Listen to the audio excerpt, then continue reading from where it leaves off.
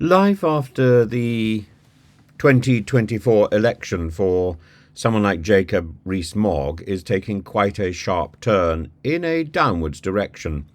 And he's made a decision to enter reality TV. I think it's a foolish decision, and I hope he takes note of organizations in America like UCAN. We don't have such a thing here. Here we toss it off with Ofcom, and Ofcom doesn't really do any service to people involved in reality TV at all, except to demand that the studios who are processing the film should then have 18 months of further control over people's lives.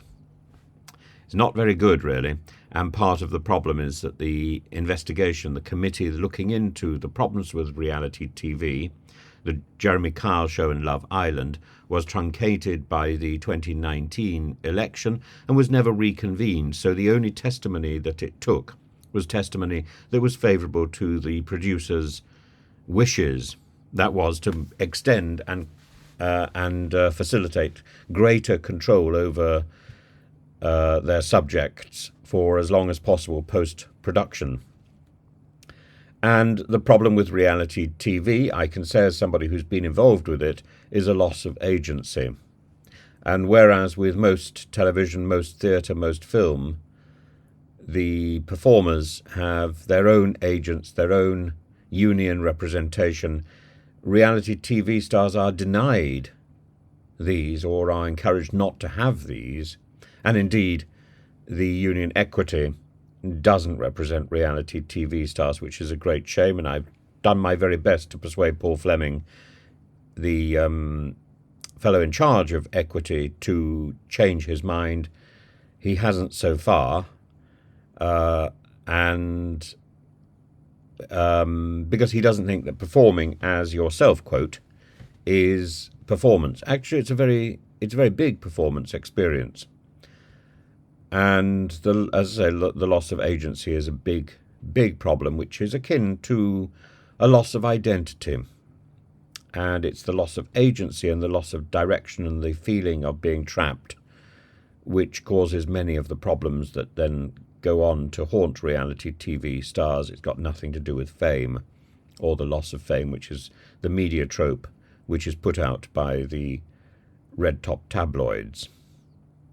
So an article today has appeared in The Spectator, and it highlights the potential challenges and opportunities that the reality TV option presents for Rees Mogg and his family. The article suggests that Rees Mogg's participation in a reality show about his family may seem unwise, and it's right, given the potential for unflattering portrayals, but also the overwhelming presence of other people and the opportunity for editing away from the family. The author, who has experience with reality TV, argues that success depends largely on how the family is portrayed and their ability to influence that portrayal despite not having had final editorial control. I would agree, and the answer is to provide reality TV with enough footage that is compelling, rather than to spend one's time trying to avoid doing things. The loss of Rees Mogg's seat, the subsequent move to reality TV, marks a significant shift for Mogg. In the wake of the 2024 election, when he lost his seat as MP for North East Somerset, his new venture might be seen as an attempt to remain relevant in the public eye, his farewell speech quoting from "The ashes of disaster grow the roses of success," which he attributed to Caractacus Potts. In fact, it was Caractacus Potts' father who sang that song, the wonderful Sherman song, in the castle of Neuschwanstein. And it hints at a narrative arc that he might follow, a story of redemption and newfound success and flying cars. The Spectator points out that reality TV often adopts a narrative structure similar to the hero's journey, a concept from storytelling where a character overcomes adversity to achieve success.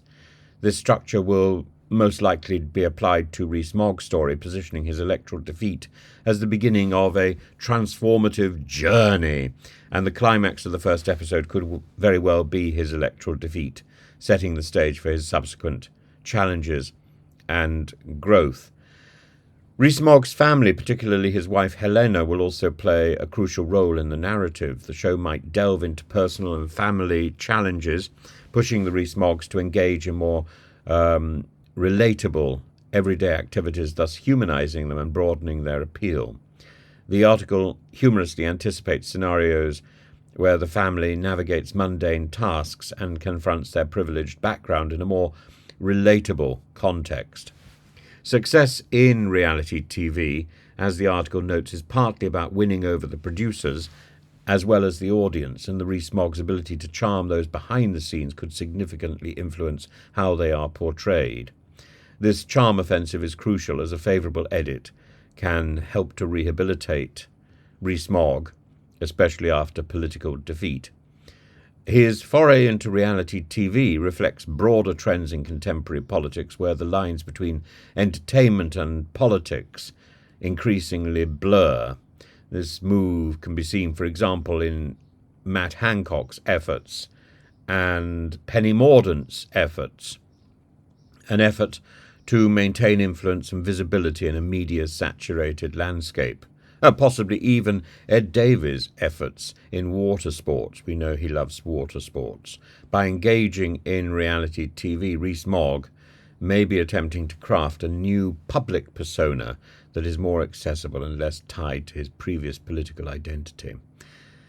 So, while it may seem risky, it offers opportunity for reinvention and continued relevance, more so than GB News and reading from an auto cue.